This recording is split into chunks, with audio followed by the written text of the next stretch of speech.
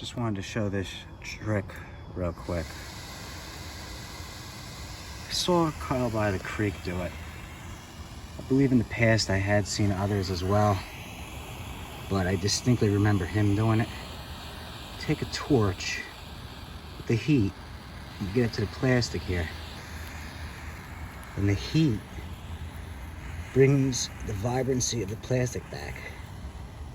So you don't even have to paint it, you just hit it with the torch. You don't have to get too close, go too crazy. Look at that, brings it right back. Whoa, my finger was in the way, sorry. I think it's a neat little trick.